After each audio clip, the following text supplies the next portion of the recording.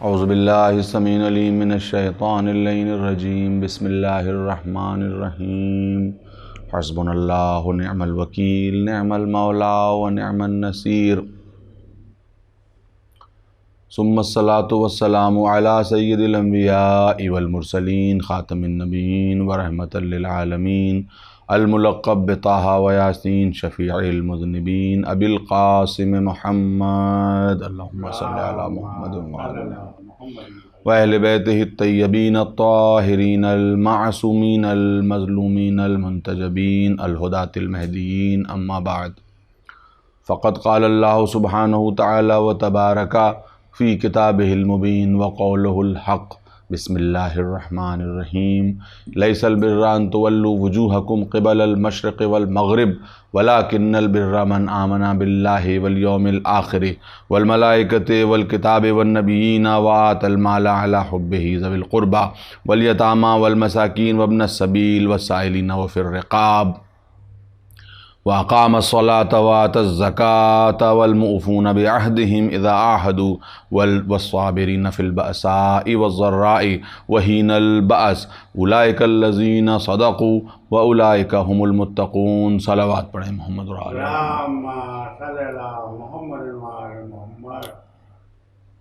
حضرات گرامی قدر، اس سلسلہ کلام کی یہ چھٹی مجلس ہے اور اس آیہ کریمہ کے تعلق سے مسلسل بیان جاری ہے۔ روز کسی نہ کسی جز کا ترجمہ کرتا ہوں اور ابھی بہت سے اجزاء ہیں جو اس آیہ کریمہ کے تفسیر طلب ہیں۔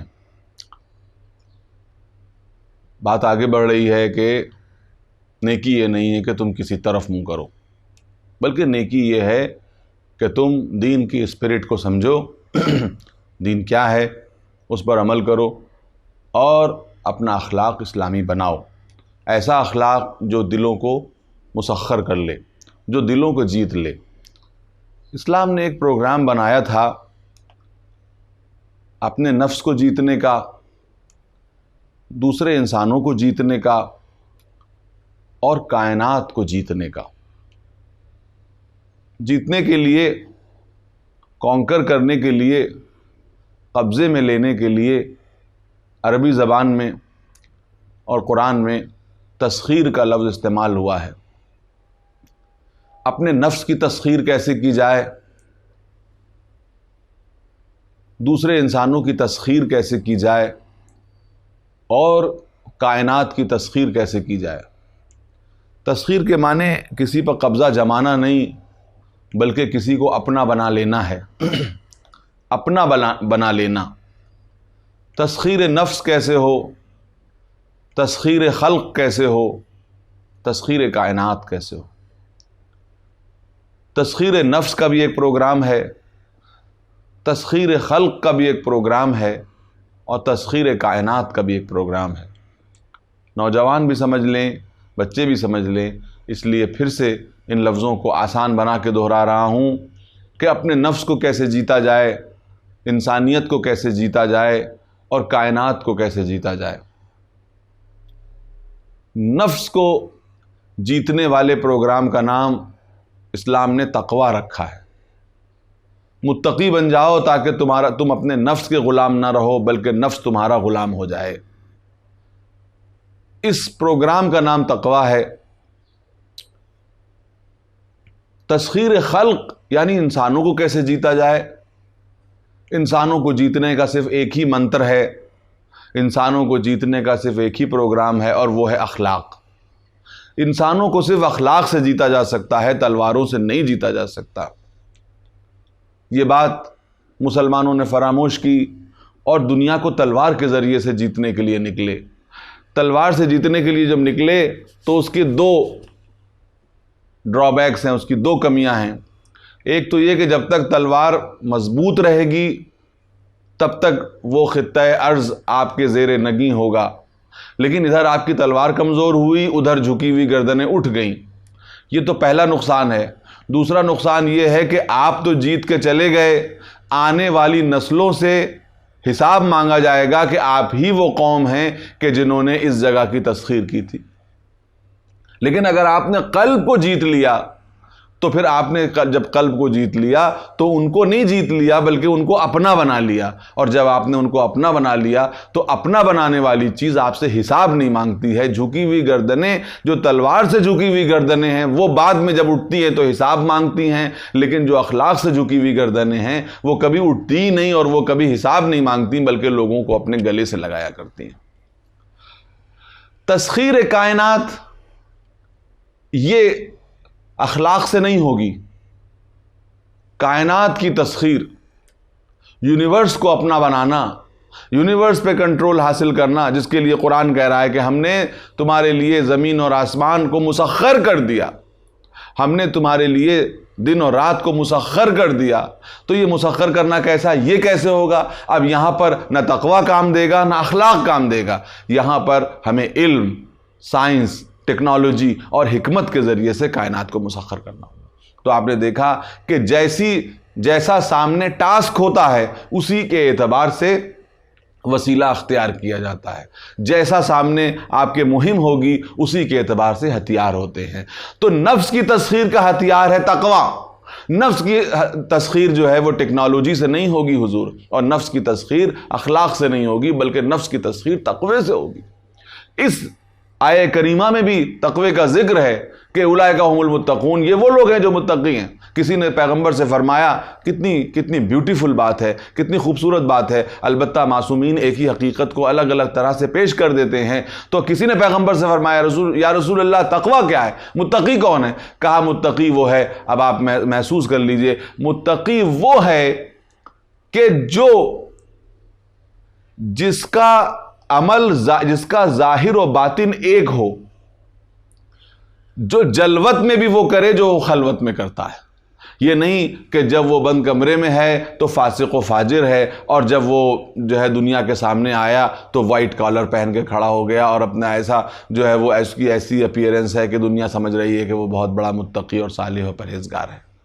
عجیب بات ہے۔ آپ دیکھیے کہ پیغمبر نے کیا بتایا کہ جس کا ظاہر و باطن ایک ہو وہ متقی ہے۔ اور اسی آیت کے ضمن میں لوگوں نے پوچھا تھا کہ یا رسول اللہ کون ہے متقی؟ کہا کہ وہ متقی ہے کہ جس کی قلب اور جس کا زبان ایک ہو، جس کی زبان ایک ہو۔ اگر قلب اور زبان ایک ہے تو وہ متقی کہے جانے کے قابل ہے۔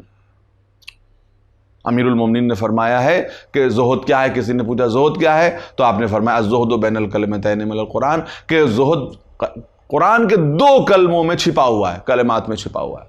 کیا چھپا ہوا ہے؟ کہ جب تمہیں کوئی چیز مل جائے، عجیب بات ہے، عجیب جملے ہیں کہ زہد کیا ہے؟ تو کہا کہ زہد یہ ہے کہ جب تمہیں کوئی چیز مل جائے تو اترانے نہ لگو، اور جب کوئی چیز چھن جائے تو شکوہ و شکایت نہ کرنے لگو۔ اگر تم ملنے اور چھننے کے اوپر ایک طرح سے قائم رہ سکتے ہو تو تم متقی اور زاہد کہے جانے کے قابل ہو۔ تو آپ نے دیکھا کہ نفس کو کنٹرول کرنے کا جو ٹول ہے، جو اوزار ہے، وہ ہے تقوی۔ دنیا کو کنٹرول کرنے کا، خلق کو کنٹرول کرنے کا، انسانوں کو کنٹرول کرنے کا، بنی نوع انسان کو کنٹرول کرنے کا جو اوزار اسلام نے ہم کو دیا ہے، جو ٹول ہم کو دیا ہے، وہ ہے اخلاق۔ دیکھیے کائنات کو آپ ہتھیاروں سے کنٹرول نہیں کر سکتے، یعنی خلق کو آپ ہتھیاروں سے نہیں کنٹرول کر سکتے، ان کو آپ کسی ٹیکنالوجی سے کنٹرول نہیں کر سکتے۔ انسان کو جیتا جاتا ہے اخلاق کے ذریعے۔ آپ لوگوں سے ملیے تو کس طرح سے آپ مل رہے ہیں؟ مسکرا کے مل رہے ہیں یا منہ بنا کے مل رہے ہیں؟ آپ کا پڑوسی ہے، اس کے ساتھ کس طرح سے رابطے آپ رکھ رہے ہیں؟ جھگڑے کے رابطے رکھ رہے ہیں یا جو ہے وہ میل جول کے روابط رکھ رہے ہیں؟ یہ سب اور پورا ایک پروگرام ہے۔ آپ دیکھیے پڑوسی پڑوسی پڑوسی، پیغمبر نے اتنا کہا کہ اصحاب نے کہا کہ ہم کو بس یہ شک ہونے لگا تھا کہ اب پیغمبر کو یہی رہ گیا ہے کہ وہ پڑوسی کو میراث میں بھی حصہ دلا دیں۔ آپ نے دیکھا کہ پڑوسی کو میراث میں حصہ دلا دیں، یہاں تک پیغمبر جانے کے لیے تیار تھے۔ یعنی اصحاب کو یہ گمان ہوا تھا کہ کہیں پیغمبر پڑوسیوں کو میراث میں حصہ نہ دلا دیں، اتنا پیغمبر نے پڑوسی کے حقوق بیان کیے۔ کیوں؟ اس لیے کہ جب تم پڑوسی کے حقوق جو ہے وہ ادا کرو گے تو پڑوسی تم سے بھی محبت سے پیش آئے گا، یہاں تک کہ اگر پڑوسی جھگڑالو ہو تو بھی تم درگزر سے کام لو۔ اور کسی انسان کی گریٹنس بھی میں آپ کو بتا دوں کہ کسی کی گریٹنس معلوم کرنا ہو تو آپ جو ہیں وہ دوسروں سے نہ معلوم کیجئے، سب سے پہلے اس کے پڑوسی سے معلوم کیجئے کہ وہ کیسا ہے. اگر پڑوسی کسی کی اچھائی کی گواہی دے دیجئے تو سمجھ لیجئے کہ وہ اچھا انسان ہے, اور اگر پڑوسی اچھائی کی گواہی نہ دے تو دنیا لاکھ اسے اچھا کہے لیکن سمجھ لیجئے کہ نہ وہ اسلام کی نگاہ میں اچھا ہے نہ وہ قرآن کی نگاہ میں اچھا ہے. صلوات پڑھیں محمد اور آل محمد.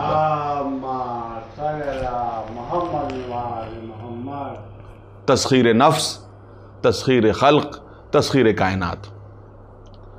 دنیا کو تلواروں کے ذریعے نہیں جیتا جا سکتا. بہت سے لوگوں نے یہ کوشش کی, بہت سے لوگوں نے یہ تمنا پالی, چاہے وہ چنگیز خان ہوں, چاہے وہ سکندر اعظم ہوں, اور چاہے بہت سے مسلم حکمراں بھی ہوں کہ جن کے دل و دماغ میں یہ تمنائیں کروٹیں لے رہی تھیں کہ ہم پوری دنیا کو اپنے قدموں کے نیچے جھکا دیں گے. لیکن حضور وہ اگر تھوڑا بہت کسی جگہ سے ہوا بھی تو ان کے مرنے کے بعد, ان کے زندہ رہتے ہوئے بغاوتیں ہوئیں اور وہ علاقے ان کے ہاتھ سے نکل گئے. اس لیے کہ تلوار سے جیتی ہوئی چیز میں پائیداری نہیں ہوتی, لیکن اگر کسی کو اخلاق سے آپ نے جیتا ہے تو وہ چیز پائیدار ہوتی ہے. تو قدرت نے پورا پروگرام پیش کیا ہے. نفس کو آپ تقوی کے ذریعے جیتیے, انسانوں کو آپ اخلاق کے ذریعے جیتیے, اور کائنات کو بھی آپ کو جیتنا ہے. دیکھیے اگر آپ نے نفس کو جیت لیا اور خلق کو جیت لیا تب بھی قدرت یہ کہتی ہے کہ ابھی تمہارے لیے بہت بڑا کام ہے, اور وہ کام کیا ہے؟ علم کے ذریعے سے, حکمت کے ذریعے سے, ٹیکنالوجی کے ذریعے سے. اور دیکھو اس سے دور نہ بھاگنا, کیونکہ جو اس سے دور گیا وہ زمانے کے میوزیم میں جگہ پا جائے گا, سماج کے اندر اور سوسائٹی کے اندر باقی نہیں رہ پائے گا. مسلمانوں نے بہت کام کیے صدر اسلام میں, لیکن آپ یہ دیکھیے کہ 500 برسوں سے ان کے اندر جمود پایا جا رہا ہے, بالکل جمود. آپ بتائیے کہ ہم نے سائنس اور ٹیکنالوجی میں کیا کیا؟ ہم اس سے باخبر ہیں کہ ہمارے لوگوں نے, جنہوں نے اسلام کی اس حکمت کو سمجھا تھا, انہوں نے اس دور میں کیا کیا انجام دیا. بہت کچھ انجام دیا.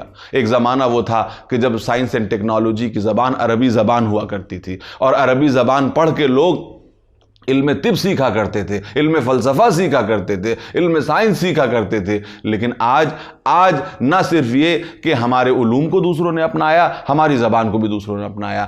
دیکھیے دور کہاں سے کہاں آیا کہ پہلے غیر جو ہے وہ عربی زبان سیکھا کرتے تھے تاکہ وہ علوم کو سیکھ سکیں, اور آج اپنے بھی دوسروں کی زبان سیکھنے پہ مجبور ہیں تاکہ وہ علوم کو سیکھ سکیں. تو علوم جن زبانوں میں ہوتے ہیں ان زبانوں کو بھی سیکھا جاتا ہے, وہ زبانیں بھی محترم ہو جاتی ہیں. تو اسلام کی پلاننگ یہ تھی کہ آپ اتنے آگے ہوں کہ دنیا آپ کی اقتدا کرے, آپ اتنے پیچھے ہو گئے کہ دنیا کے پیچھے چلنے کے لیے مجبور ہو گئے. تو آپ یہ بتائیے کہ کیا یہ اسلام کا پیغام ہے یا یہ قرآن کا پیغام ہے؟ خدا کی قسم اسلام کے پیغام کو بدل دینے کا نتیجہ یہ ہے. ہماری قوم جب سے جذبات کے پیچھے بھاگنے لگی تو اسی طرح کی ہو گئی. جذبات, اصل میں جذبات ہوتے کیا ہیں؟ میں آپ کے سامنے جلدی سے عرض کر دوں اور آگے بڑھ جاؤں کہ اصل میں جذبات کے پس پردہ کیا ہوتا ہے. جذبات کے پس پردہ انسان کی انانیت ہوتی ہے, جس کی تسکین کے لیے وہ مذہب اور دین کا سہارا لیتا ہے. ایگو اور انانیت کو اکثر مذہب کا لباس پہنا دیا جاتا ہے, اور وہ چیز ایک مقدس شے بن جاتی ہے. میں پھر سے اس واقعے کی طرف آپ کو لے جانا چاہتا ہوں کہ جس کی طرف کل ہم آپ کو لے گئے تھے, کیونکہ وہ واقعہ بہت اہمیت کا حامل ہے. جس اینگل سے دیکھا جائے اس اینگل سے اس کے اندر ہمارے لیے حکمتیں پوشیدہ ہیں اور ہمارے لیے ہدایتیں پوشیدہ ہیں. کہ امیر المومنین جس وقت عمرو بن عبد داؤد کے سینے سے اترے تو اصل میں معاملہ کیا تھا؟ امیر المومنین سمجھ گئے تھے کہ اس وقت میری انانیت اور میری ایگو ہے کہ جو میرے جذبہ جہاد پر حاوی ہو جانا چاہتی ہے. کیوں؟ وہ چاہتا بھی یہ تھا, مقتول چاہتا بھی یہ تھا, کل کفر چاہتا بھی یہ تھا, عمرو بن عبد داؤد چاہتا بھی یہ تھا کہ جس وقت ہم یہ کریں گے اس وقت علی جذبات کے انڈر میں آ جائیں گے, جذبات سے مغلوب ہو جائیں گے. اور یہ جذبات کیا تھے؟ یہ اصل میں ایگو تھی, یہ اصل میں انانیت تھی کہ جس کو ایک مقدس لباس پہنا دیا جاتا تھا. اسی لیے ہمارے ہاں یہ بھی کہا گیا میدان جہاد میں بھی جب اترو تو سب سے پہلے تم انانیت کا لباس اتار دو تاکہ لباس جہاد کو پہن سکو. یہ کون سا جہاد ہے جس کو آج لفظ جہاد کو میں کیا بتاؤں کہ کتنا نیچے کر دیا گیا ہے, کتنا نیچے لے آیا گیا ہے کہ آج جہاد لفظ گویا ایک گالی بن کے رہ گیا. جہادی جہادی جہادی جہادی, دنیا یہ تو سمجھے کہ جہاد کس مقدس شے کا نام ہے. اس لیے کہ دنیا کو تو یہی باور کرایا گیا ہے کہ کسی کا گلا کاٹ دینے کا نام جہاد ہے, کسی کو قتل کر دینے کا نام جہاد ہے. کسی کو قتل کرنے کا نام جہاد نہیں ہے، معاشرے کو زندگی دینے کا نام جہاد ہے۔ کہ جہاد کی قسمیں ہیں، جہاد کے معاملات ہیں، قلم کا جہاد ہے، زبان کا جہاد ہے۔ بہت سے ایسے لوگ گزرے جنہوں نے یہ کہہ دیا کہ صرف قلم کا جہاد ہے اور صرف جو ہے وہ زبان کا جہاد ہے۔ نہیں، ہاں، آرمز کا بھی جہاد ہے، تلوار کا بھی جہاد ہے، لیکن تلوار کا جہاد وہ ہے جو خالص اللہ کی رضا حاصل کرنے اور سماج کی اصلاح کے لیے کوئی انسان میدان جنگ میں اترے، وہ ہے جہاد۔ سیلف ڈیفنس میں بھی اترے تو اس کے پیش نظر اللہ کی رضا ہونی چاہیے۔ اگر سیلف ڈیفنس میں بھی وہ اتر رہا ہے تو آپ بتائیے کہ اس جہاد کے ان مطالب سے کس کو اعتراض ہو سکتا ہے؟ دنیا کی ہر قوم، دنیا کے ہر فرد کو قانون یہ اجازت دیتا ہے کہ وہ اپنے ڈیفنس میں، اپنے دفاع میں کوئی اقدام کر سکے۔ تو اگر مسلمانوں نے اپنے دفاع میں اقدام کیے تو اس میں تعجب کی کیا بات ہے؟ جہاد کو سمجھنے کی ضرورت ہے اور سمجھانے کی ضرورت ہے، بتانے کی ضرورت ہے۔ جہاد ایگو کے غلبے کا نام نہیں ہے، بلکہ اللہ کی مرضی سے سرشار ہو کر کے اور دین کے دفاع اور اپنی عزت، جان، مال اور کے دفاع میں اقدام کرنے کا نام جہاد ہے۔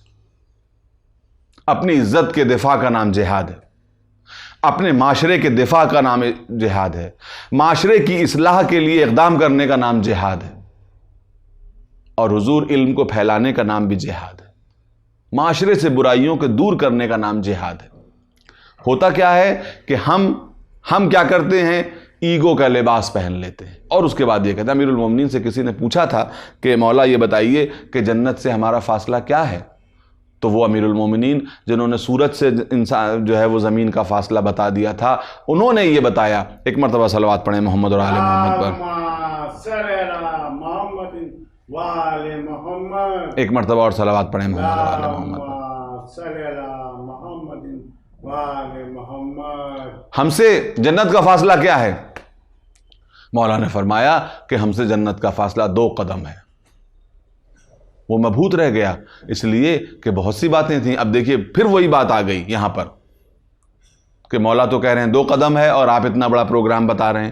تو یہ پروگرام اس 2 قدم کا تتمہ ہے، اس کا تکملہ ہے، اس کا کمپلیمنٹ ہے کہ مولا کیا کہہ رہے ہیں؟ 2 قدم جنت سے تمہارا فاصلہ 2 قدم۔ کہا کہ وہ 2 قدم کیسے ہیں؟ کہا کہ بس 1 قدم اپنی انانیت کے جنازے پر رکھو، اپنی ایگو کے جنازے پر رکھو، اور دوسرا قدم تمہارا جنت میں ہوگا۔ تو آپ نے دیکھا کہ جس نے اپنی ایگو کو کنٹرول میں کر لیا اس نے اپنے آپ کو کنٹرول میں کر لیا، اور جس نے ایگو کو کنٹرول میں کر لیا اس کی نجات پکی ہو گئی، وہ جنت میں چلا گیا۔ اس لیے کہ یہ جو پروگرام دیا گیا ہے یہ ایگو ہی کو تو جو ہے وہ کنٹرول میں کرنے کے لیے دیا جا رہا ہے، ایگو کو کنٹرول کرنے میں، انانیت کو کنٹرول کرنے میں۔ اس لیے کہ اگر آپ دیکھیں تو دنیا کے تمام گناہوں کا سرچشمہ انسان کی انانیت ہے۔ گناہوں کے بھی شجرے ہوتے ہیں حضور، کچھ گناہوں کے پیٹ سے پیدا ہوا کرتے ہیں، کچھ گناہوں کی مائیں ہوتی ہیں، کچھ گناہوں کے باپ ہوتے ہیں، اور میرے نزدیک انانیت ایک ایسا گناہ ہے کہ جس کے بطن سے دوسری تمام گناہ پیدا ہوتے ہیں۔ اور اس کا الٹا بھی صحیح ہے کہ اگر کوئی جنت میں ہو اور اس کے اندر انانیت پیدا ہو جائے تو وہ جنت سے نکال دیا جائے گا۔ ابلیس مقرب بارگاہ تھا، لیکن جب انانیت پیدا ہوئی، انانیت سے بغاوت پیدا ہوئی، بغاوت سے جو ہے وہ گناہ پیدا ہوا، تو اس کے بعد نتیجہ کیا ہوا کہ نکل جا تو، اس لیے کہ تو مردود ہے۔ تو نے آدم کو مٹی سے پیدا کیا، مجھ کو آگ سے پیدا کیا، آگ افضل ہوا کرتی ہے۔ آپ دیکھیے کہ جو مٹی کا بھی خالق ہے اور جو آگ کا بھی خالق ہے، آگ اور مٹی کے خالق کے سامنے افضل و مفضول کا جھگڑا چھیڑ رہا ہے۔ اس کے معنی یہ ہیں کہ جو افضل و مفضول کا جھگڑا اس طرح سے اٹھائے وہ سمجھ لیجئے کہ ابلیسی ذہن رکھتا ہے، آدمیت کا ذہن نہیں رکھتا۔ صلوات پڑھیں محمد اور آل محمد۔ تو انانیت اور ایگو، یہ انانیت اور ایگو مذہب کا لباس پہن لیتی ہے۔ ہمیں غصہ آیا، ہم نے دین کا نام دے کر کے کسی کو قتل کر دیا اور یہ کہا کہ ہم نے دین کے نام پہ قتل کیا۔ دیکھیں دین کے نام پہ قتل کرنا اور ہے اور جہاد کے لیے قتل کرنا اور ہے۔ امیر المومنین نے جہاد کیا، لیکن کیا امیر المومنین کے کسی جہاد کو کوئی خون ریزی کا نام دے سکتا ہے؟ اس لیے کہ میدان جنگ میں اگر جہاد کے جذبے کے ساتھ کوئی اترا ہے تو انسان تو قتل ہوتے ہیں، انسانیت قتل نہیں ہوتی۔ لیکن جب ایگو آ جاتی ہے، جب ایگو شامل حال ہو جاتی ہے تو ایگو کے ساتھ جو ہے وہ انسان بھی قتل ہوتے ہیں اور ساتھ میں انسانیت بھی قتل ہو جاتی ہے۔ جو کچھ رسول کے چچا کے ساتھ میدان احد میں ہوا وہ ایگو تھی، وہ انانیت تھی کہ ہم مسلح کریں گے، ہم پامال کریں گے، ہم لاش کو چاک چاک کریں گے، ہم لاش کو قطع و بریدہ کریں گے۔ یہ کیوں تھا؟ اس لیے کہ ہماری ایگو تسکین پا جائے۔ اب دشمن قتل ہو گیا، پیغمبر نے فرمایا کہ دیکھو دشمن قتل ہو گیا، تمہاری دشمنی ختم ہو گئی۔ اب اس کی لاش سے بے ادبی کرنا تمہاری ایگو کو تو تسکین پہنچا سکتا ہے، تمہارے دین کی خوشنودی کا باعث نہیں ہو سکتا۔ اب جو جنازے کے ساتھ بے ادبی کرتا نظر آئے تو یہ سمجھ لیجئے کہ دین کے انڈر میں وہ کام نہیں کر رہا ہے، بلکہ اپنی ایگو کی تسکین کے لیے کام کر رہا ہے، اپنی انانیت کی تسکین کے لیے کام کر رہا ہے۔ کربلا میں جو کچھ ہوا وہ دین کے نام پہ نہیں ہوا تھا، وہ انانیت کے نام پر ہوا تھا، فرعونیت کے نام کے اوپر ہوا تھا۔ تو میرے دوستو، ایگو، اس ایگو کو اتار کے پھینک دیجئے، اس لیے کہ یہی ایگو تمام برائیوں کا سرچشمہ ہے، اور آپ کے دین نے آپ کو بتایا ہے کہ آپ اس کو کیسے اوورکم کر سکتے ہیں، اس کو کیسے جیت سکتے ہیں، اس کو کیسے کنٹرول میں لا سکتے ہیں، اس کو کیسے مسخر کر سکتے ہیں۔ اس لیے کہ یہ ایک جذبہ ہے، اگر اس جذبے کو صحیح ڈائریکشن مل جائے، صحیح سمت مل جائے تو یہ اچھی طرف بھی جا سکتا ہے، اور اگر اس کو صحیح ڈائریکشن نہ ملے تو انسانیت کے لیے مہلک بھی ہو سکتا ہے، انسانیت کو ختم بھی کر سکتا ہے۔ میں چاہتا ہوں کہ چند جملوں میں کربلا کے واقعے کو بھی اسی روشنی میں دیکھا جائے۔ کیا ہے یہ کربلا؟ ایگو اور للہیت کے بیچ کی جنگ کا نام کربلا ہے۔ حاکم کی انانیت اس بات کے اوپر مجروح ہو رہی ہے کہ مدینے میں رہنے والا نبی کا نواسہ ہمارے سامنے بیعت نہیں کر رہا ہے، اور ہم کون ہیں؟ حاکم وقت۔ ہم کون ہیں؟ بادشاہ۔ ہم کون ہیں؟ نام نہاد خلیفہ رسول۔ ہم بادشاہ ہیں زمینوں کے۔ ایک ایسا انسان مدینے میں رہتا ہے جو بادشاہ ہے دلوں کا۔ تبھی تو کسی نے خط میں لکھا تھا کہ تلواریں آپ کے ساتھ مگر دل حسین کے ساتھ۔ تو آپ نے دیکھا کہ جو آدمی 72 کو لے کے چلا تھا دل اسی کے ساتھ تھے۔ کربلا میں جو لوگ آئے تھے، کربلا کے جو سپاہی تھے، لشکر یزید کے سپاہی تھے، وہ اجبار کے سپاہی تھے، مجبوری میں لائے گئے تھے۔ حسین کے جو سپاہی تھے وہ اختیار کے سپاہی تھے، اختیار کے ساتھ آئے تھے۔ کربلا میں یزید کو جو سپاہی تھے وہ اجرت کے لیے آئے تھے، وہ مزدوری کے لیے آئے تھے، وہ تنخواہ کے لیے آئے تھے، وہ دنیا کے لیے آئے تھے۔ حسین کے جو سپاہی تھے وہ دنیا کے لیے نہیں بلکہ آخرت کے لیے آئے تھے، وہ دین کے لیے آئے تھے، وہ انسانیت کے لیے آئے تھے، وہ شرافت کے لیے آئے تھے۔ کیا حسین کے کسی صحابی کو تنخواہ ملنے کا انتظار تھا؟ اس کا دوسرا سوال یہ ہے کہ کیا یزید کے لشکر کے کسی صحابی کو جو ہے وہ کیا یزید کے لشکر کا کوئی انسان جو ہے وہ فری میں کام کرنے کے لیے آیا تھا؟ سب تنخواہ دار تھے، سب دولت کے لیے تھے، سب طاقت سے مجبور تھے، اور سب انعام کے لالچ میں آئے تھے۔ خود عمرو بن سعد حکومت رے کے لالچ میں آیا تھا۔ تو آپ یہ دیکھ رہے ہیں کہ یہ کیسی جنگ تھی، عجیب ابدی جنگ تھی۔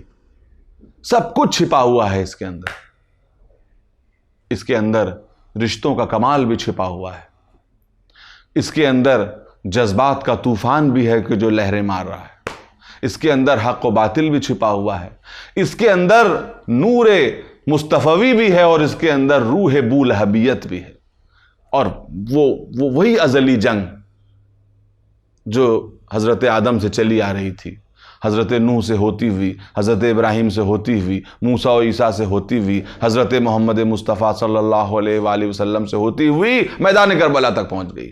تمام نبیوں کے وارث امام حسین، تمام خباثتوں کا وارث یزید، اور یہ دونوں میدان کربلا میں آ گئے۔ عجیب بات ہے، ایک طرف قلت، ایک طرف کثرت، ایک طرف دنیا، ایک طرف دین۔ بتا دیا کہ دنیا کے طالب لاکھوں ہیں، دین کے طالب 72 ہیں۔ کوئی لالچ نہیں ہے، ہتھیلی کے اوپر اپنی جان لے کر کے آئے ہیں، اور سب حسین بن کے آئے ہیں۔ کیسی قلت ہے! ہم نے اس سے پہلے بھی دیکھا، لوگوں کے پاس فوجیں رہیں لیکن سب تمنا کرتے رہے کہ ایسے ساتھی میسر ہو جائیں کہ جو میں کہوں وہ کر دیں۔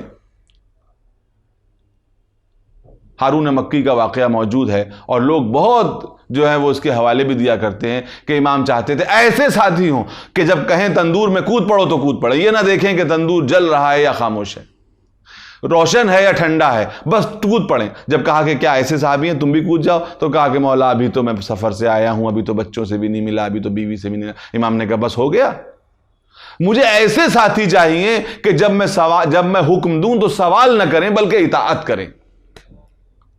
رسول کو بھی ایسے ساتھیوں کی تلاش تھی، امیر المومنین کو بھی ایسے ساتھیوں کی تلاش تھی، اور امیر المومنین نے اپنے ساتھیوں کا شکوہ کیا ہے کئی مقامات کے اوپر، نہج البلاغہ میں شکوہ کیا ہے کہ میرے ایسے ساتھی ہیں، وہ لوگ باطل پر جو ہے وہ ایک ہو گئے اور تم حق کے اوپر ایک نہیں ہو پا رہے ہو۔ ایک مرتبہ صلوات پڑھیں محمد اور آل محمد پر۔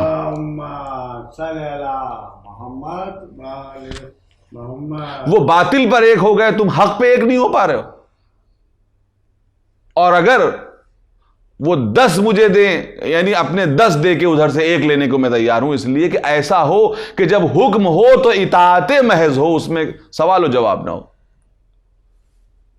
تو مولا کو اگر ایک مل گئے تھے تو ان کے اوپر وہ گریا کرتے تھے کہ مالک وہ تھے کہ جس طرح سے میں رسول اللہ کے لیے تھا وہ میرے لیے تھے، تو رسول اللہ کے لیے جو جیسا میں تھا اور مالک میرے لیے تھے، اس میں کیا جملہ، کیا رمز پوشیدہ ہے، کیا راز پوشیدہ ہے؟ اس میں راز یہ پوشیدہ ہے کہ جس طرح میں رسول کے سامنے اطاعت محض تھا، مالک اشتر اسی طرح میرے سامنے اطاعت محض تھے کہ جب میں سوال کروں، جب میں کوئی حکم دوں تو سوال نہ ہو بلکہ اطاعت ہو۔ حسین اس خوش نصیب انسان اور خوش نصیب قائد اور امام کا نام ہے کہ جس کے سامنے پوری فوج اطاعت محض بنی ہوئی تھی۔ تو ایک طرح سے حسین کے پاس قلت بھی تھی اور کثرت بھی تھی، قلت تھی نمبرز میں، کثرت تھی اپنی ذات کو ملٹیپلائی کر دینے میں۔ اپنی ذات کو حسین نے سب کے سامنے جو ہے وہ منعکس کر دیا تھا، اور اب ہر انسان صرف حسین کے چشم و ابرو کا محتاج تھا کہ جو حسین حکم دے ہم وہ کر لیں۔ تو ایک طرف کثرت بھی ہے اور ایک طرف قلت بھی ہے، اس لیے کہ کہا جاتا ہے کہ بھائی ظاہر ہے کہ حسین کے ایک بھائی تھے، حسین کا ایک ایسا بھائی تھا کہ جو اپنے آپ کو بھائی نہیں کہتا تھا بلکہ ہمیشہ غلام کہتا تھا، یہ اطاعت کا عالم تھا۔ اس کی بھی مثالیں ہیں کہ انسان اطاعت میں اتنا ڈوب جائے کہ اخوت کے رشتے کو چھوڑ کر کے اپنے آپ کو غلام کہنے لگے۔ لیکن یہ تو بات ہے، تاریخ کے اوراق ہیں، اس میں کوئی شک نہیں۔ قمر بنی ہاشم کے ناخون پا پر ہماری جان نثار۔ لیکن کربلا میں عجیب بات تھی کہ حسین کے حکم پر اپنی جانیں دینے والے سب کے سب تھے، اور اس میں نہ تو بڑوں کا کوئی امتیاز تھا نہ چھوٹوں کا امتیاز تھا۔ حقوق نسواں کربلا سے کوئی آ کے دیکھے کہ جینڈر کے معاملات میں کربلا نے کس طرح سے پیش کیا ہے، مثال پیش کی ہے۔ خدا کی قسم، کربلا اگر ایک تحریک ہے تو اس کے ایک پائے کا نام حسین ہے تو دوسرے پائے کا نام زینب ہے۔ برابر کا حصہ، برابر کا معاملہ، برابر کا کنٹریبیوشن امام حسین کا اور جناب زینب کا۔ کسی میں دم نہیں ہے کہ جو یہ کہہ دے کہ تحریک کربلا میں جناب زینب کا ذرہ برابر کم ہے حصہ، اس لیے کہ کربلا اگر تحریک ہے تو اس تحریک کو عام کرنے والی ہیں زینب۔ ڈاکٹر علی شریعتی نے کتنے خوبصورت جملے کہے تھے کہ ہر تحریک کے 2 پہلو ہوتے ہیں، ایک پہلو ہوتا ہے خون، ایک پہلو ہوتا ہے پیغام۔ کربلا کی تحریک کے بھی 2 پہلو ہیں، ایک ہے خون، ایک ہے پیغام۔ حسین کا کردار ہے خون کا کردار، زینب کا کردار ہے پیغام کا کردار۔ اور پھر ڈاکٹر علی شریعتی نے کیا خوبصورت پیغام دیا تھا کہ یا تو تم خون کے حصے دار بن جاؤ یا پیغام کے حصے دار بن جاؤ، اگر دونوں میں سے کچھ بھی نہیں ہو تو سمجھ لو کہ تم انسانیت کا کوڑے دان ہو، کہ جہاں پر تم فضول کی حیثیت سے اور فضول کی شے کی حیثیت سے پھینک دیے جاؤ گے اور تمہاری کوئی حیثیت نہیں ہوگی۔ کربلا ہے خون میں رنگی ہوئی، زینب نے اس خون میں رنگی ہوئی کربلا کو دنیا کے سامنے پیش کر دیا۔ تو آپ نے دیکھا کہ کربلا کو جس اینگل سے آپ دیکھیں، کربلا ہمارے لیے ہدایت ہے۔ یہ عجیب بات ہے کہ بوڑھوں کو مطیع بنایا تو کیا، جوانوں کو مطیع بنایا تو کیا، کربلا میں تو چھوٹے چھوٹے بچے بھی حسین کی چشم و ابرو کو دیکھتے ہوئے نظر آ رہے ہیں۔ چھوٹے چھوٹے بچے، کن بچوں کا تذکرہ کروں؟ قرآن کربلا میں نہ جانے کتنے ایسے بچے ہیں کہ جن کو ان کی ماؤں کے سامنے ذبح کیا گیا۔ خدا کی قسم، حیوانیت کی انتہا یہ ہے کہ ماؤں کے سامنے بچوں کو ذبح کر دیا جائے، لیکن کربلا میں ماؤں کے سامنے بچوں کو ذبح کیا گیا اور مائیں کھڑی دیکھتی رہیں۔ جناب وہاب کی ماں نے تو یہ کہہ دیا تھا کہ جو کچھ ہم اللہ کی راہ میں دے دیتے ہیں ہم اس کو واپس ہی نہیں لیتے۔ چھوٹے چھوٹے بچے، جذبہ قربانی کیسا ہے، خدا کی قسم زبان ان کو بیان کرنے سے قاصر ہے۔ جناب علی اصغر کی قربانی کیسی قربانی ہے کہ جہاں پہ امام نے یہ کہا تھا کہ بیٹا میں نے تو اپنی زبان سے کہہ دیا اپنی پریشانی کو، تم حجت خدا کے لال ہو، تم ذرا بتا دو کہ تم کتنے پیاسے ہو۔ روایت یہ بتاتی ہے کہ بچے نے اپنی چھوٹی سی زبان نکالی، اللہ اکبر، یہ چھوٹی سی زبان کس طرح سے نکالی؟ ایسا محسوس ہوتا تھا کہ عباس نے اپنے میان سے تلوار نکال لی، کیونکہ یہ وہ ہتھیار تھا کہ جس کے بعد لشکر یزید کا ہر انسان، چاہے وہ کھڑا ہو یا بیٹھا ہو، چاہے وہ سوار ہو چاہے پیادہ ہو، سب رونے لگے کہ یہ بچہ اتنا پیاسا ہے۔ لیکن خدا کی لعنتیں ہوں روز قیامت تک ہرملا پر کہ جس نے 3 پھل کا تیر، جس کو تیرے سے شعبہ کہا جاتا ہے، اس بچے کے گردن پہ مارا۔ اللہ اکبر، چھوٹے چھوٹے بچے، ان کی قربانیاں۔ مسلم ابن اوسجہ جنازے کو لا کر در خیمے پر رکھا، ناگاہ ایک چھوٹا سا بچہ نکلا خیمے حسینی سے اور تیزی سے میدان کربلا کی طرف چلا۔ کمر میں ایک چھوٹا سا نیمچہ حمائل ہے۔ امام نے کہا کہ بھئی عباس دیکھو یہ کون سا بچہ ہے جو میدان کی طرف جا رہا ہے؟ جناب عباس آگے بڑھے، بچے کو گود میں اٹھایا، لے کر کے خدمت امام میں حاضر ہوئے، کہا کہ مولا یہ وہی بچہ ہے جو میدان میں جا رہا تھا۔ امام مخاطب ہوئے، آپ کس کے نور نظر ہیں؟ میدان میں کیوں جا رہے تھے؟ لیکن دیکھیے بچہ ہے مگر مزاج شناس ہے، مرتبہ شناس ہے، بچہ ہے لیکن اس نے دونوں چھوٹے چھوٹے ہاتھوں کو جوڑ لیا۔ فرزند رسول میرا سلام قبول کیجئے۔ فرزند رسول یہ ابھی آپ نے مسلم ابن اوسجہ کا جنازہ جو لا کے رکھا ہے میں انہی کا بیٹا ہوں، بس یہ سننا تھا کہ امام نے کہا کہ بیٹا تم خیمے میں واپس جاؤ، تمہارے باپ کا مارا جانا کافی ہے، تمہاری ماں کس کے سہارے پہ زندہ رہے گی؟ بس ابھی اتنی ہی بات ہو رہی تھی، اتنی بات ہوئی تھی کہ ناگاہ خیمے کا پردہ اٹھا اور ایک معظمہ برآمد ہوئی جو سر سے پاؤں تک برقعے میں لپٹی ہوئی تھی۔ ایک مرتبہ آ کے کہا السلام علیکم یا ابا عبداللہ، اے فرزند رسول آپ پہ میرا سلام ہو۔ اے فرزند رسول میں نے اپنے بچے کو خود تیار کر کے بھیجا ہے اور فرزند رسول میرے اس ہدیے کو رد نہ کیجئے، اس کو قبول کر لیجئے، اس لیے تاکہ میں روز قیامت آپ کی ماں فاطمہ زہرا کے سامنے سرخرو ہو جاؤں۔ امام نے بچے کو پیار کیا، کیا کہنا میرے بچوں، تم نے حق رفاقت ادا کر دیا۔ سیعلم الذین ظلموا ای منقلب ینقلبون، انا للہ و انا الیہ راجعون۔